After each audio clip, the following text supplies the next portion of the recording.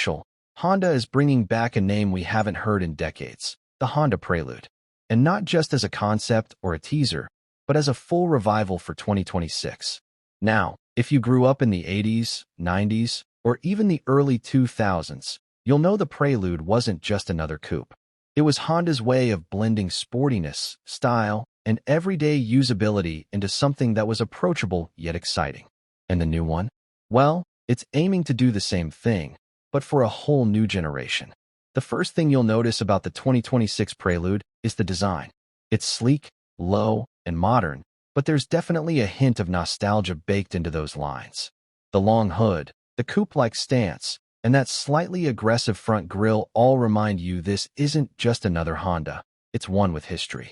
The headlights are slim and sharp, almost futuristic, and if you catch it from the side, you'll see how Honda gave it those flowing, clean curves instead of going too overstyled.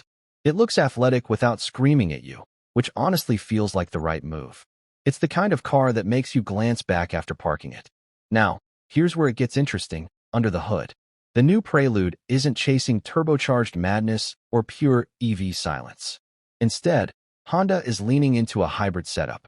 We're talking about a smart blend of a gasoline engine with electric assistance, tuned to balance performance with efficiency. From what's being talked about, this thing should deliver enough punch to remind you of the old sporty Prelude vibe, while also keeping emissions and fuel use in check. Think of it as the sweet spot between daily driver and weekend toy.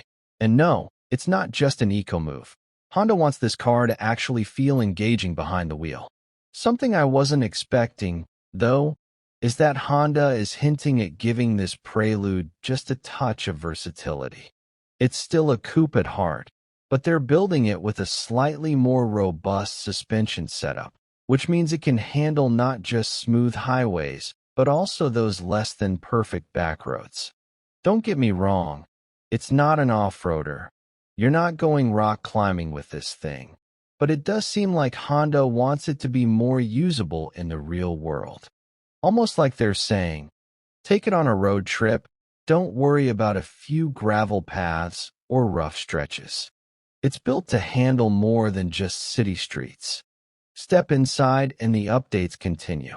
Honda has been stepping up its interiors across the lineup, and the Prelude gets the full modern treatment. The cabin feels driver-focused, but it's also clean and uncluttered, the way Hondas usually are.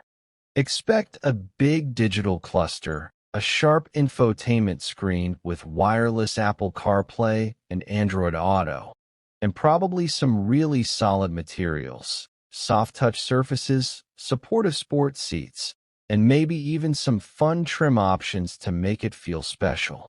The coolest part is how they're trying to balance comfort with that sporty personality.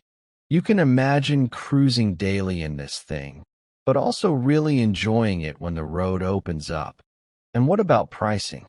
Well, Honda hasn't given an exact number yet, but the word is it'll land in that sweet $30,000 to $40,000 range. That's a smart move, because it keeps the Prelude accessible. Not some luxury toy you just look at, but a real car people can actually buy. It positions it right against sporty hybrids and entry-level EVs, while still being its own unique thing. Now, if you're someone who remembers the old Prelude, you're probably wondering, how does it compare? The classic Prelude was never about brute horsepower.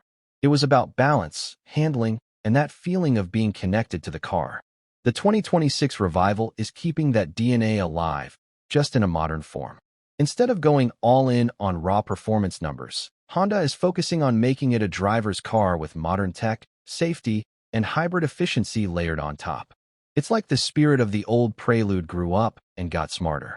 And honestly, that's what makes this revival so exciting. We've seen plenty of old names return only to feel like marketing gimmicks, but the Prelude feels different. It feels like Honda actually remembered what made the original special, the mix of style, fun, and approachability, and then reimagined it for today. I think the new Prelude is going to surprise a lot of people. Younger buyers who just want something fun and stylish will finally have an option that doesn't break the bank, and longtime Honda fans get to see a piece of history reborn. Imagine pulling up somewhere and people saying, Wait, is that the new Prelude? That's the kind of reaction Honda's going for. So here's the bottom line. The 2026 Honda Prelude isn't trying to be the fastest, flashiest, or most expensive coupe out there. It's aiming to be the one you actually want to live with, the one that makes driving feel good again. And if Honda nails the execution, this could be one of the most talked about revivals we've seen in years.